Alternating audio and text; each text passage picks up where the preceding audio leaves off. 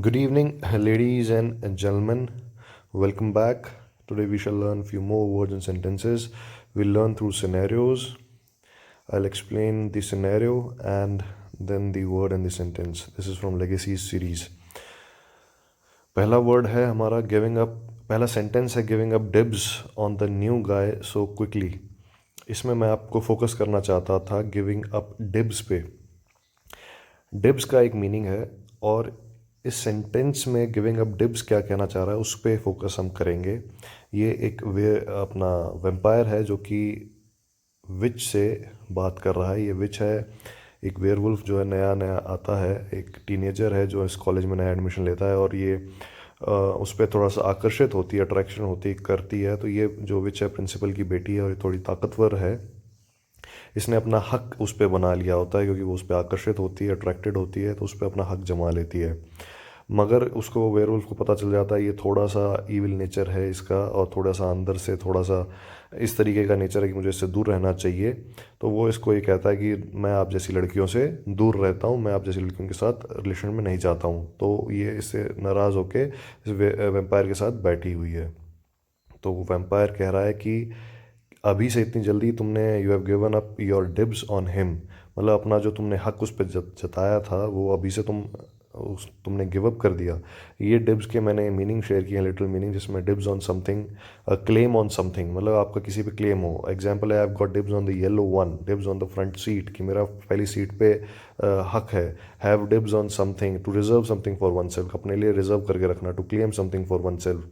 Example John has dibs on the last piece again. ठीक है, मतलब कुल मिला के अपना हक जताना किसी चीज़ पे. Put one's dibs on something, to lay claim to something, to announce one's claim to something, अपना मतलब क्लेम बन रखना कि भाई हाँ ये मेरा है, इसमें मेरा हक है. Example she put her dibs on the last piece of cake, I put my dibs on the seat by the window. उसने अपना लास्ट पीस, जो केक का लास्ट पीस है, उस पर अपना हक जताया और मैंने अपना जो पहली जो सीट है उस पर विंडो के साथ में, उसमें जो मतलब विंडो के साथ जो सीट है उस पर अपना हक जताया. तो कुल मिला के हक जताना. Then is care to elaborate, they are just gonna. यहाँ पे मैं आपको केयर टू एलेबोरेट सेंटेंस से आप वाकिफ कराना चाहता था. ज़्यादातर ऐसे कोई सिनेरियो हो जहाँ पे कोई एक इंसान आपको कुछ एक चीज़ बताए और आपको उससे कुछ और जानना चाहते हो, कुछ समझना चाहते हो, उसकी डिटेल जानना चाहते हो. कई कई बार ऐसे सिनेरियोज आते हैं जैसे ऑफिस में हम बैठे हों, स्कूल में आप बात कर रहे हैं आपस में, आपके किसी किसी सहपाठी ने उसने आपको ये बताया कि भाई ये चीज़ हुई थी और आप ये कह रहे हैं कि मुझे समझाओ, मुझे और डिटेल में बताओ. तो आप बोल सकते हैं केयर टू एलेबोरेट. क्या मुझे बताना चाहोगे, क्या मुझे बताओगे, क्या मुझे और समझाओगे. केयर टू एलेबोरेट, ठीक है, समझाना चाहोगे. तो ऐसे सिनेरियो में यूज़ होता है. Then is he had it coming. कई बार ऐसा ये यहाँ पे एक ऐसी विच है जो गुस्से में है. इसका दोस्त जो है नाइफ चोरी करके भाग जाता है. जिसका प्रिंसिपल है वो ये कहता है कि भाई तुम कुछ रिवेंज मत लेना, कुछ उसके साथ कुछ गलत मत करना. यहाँ पे वेयरवुल्फ है जो उसका दोस्त है, वो उसको बोल रहा है कि भाई तुम इसके साथ कुछ गलत मत करना. तो विच रिप्लाई करती है कि ही हैड इट कमिंग, मतलब वो उसने उसको मजबूर किया. ठीक है, उसने खुद ऐसा कुछ काम किया जिसके कारण जो भी उसके साथ अगर होगा तो वो उसके लायक है, उसने खुद ने किया है.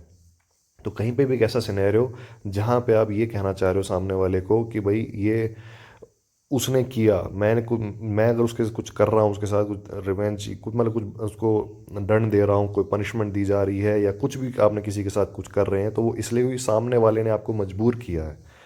ठीक है, तब आप ऐसे सिनेरियो में आप ये इस सेंटेंस का इस्तेमाल कर सकते हैं, ही हैड इट कमिंग, वह इसी के लायक था. Next sentence is acting out. तो ये एक बंदा है जो कि वेयरवुल्फ, जो एक जिसको पता नहीं था कि वो वेयरवुल्फ है, उसका दोस्त है. ये दोनों दोस्त हैं.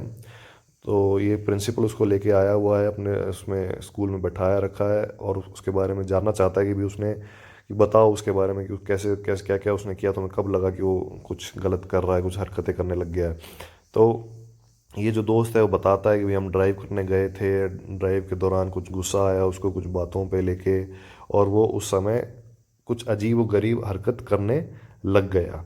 तो जो अजीब हरकत करने लग गया, मैं यहाँ पे एक्टिंग आउट को बताना चाहता था कि कौन से सिनेरियो में यूज़ करना है। आप कभी ऐसा होता है, कई बार आप ये बोलना चाहते हैं कि वो बंदा अचानक से अजीब हरकत करने लग गया, हम पार्टी में गए वो अजीब सी हरकत करने लग गया, या कुछ ऐसा कुछ करने लग गया, कुछ अजीब व गरीब चीज़ें करने लग गया, तो आप वहाँ पे इस एक्टिंग आउट वर्ड का इस्तेमाल कर सकते हैं कि ही स्टार्टेड एक्टिंग आउट।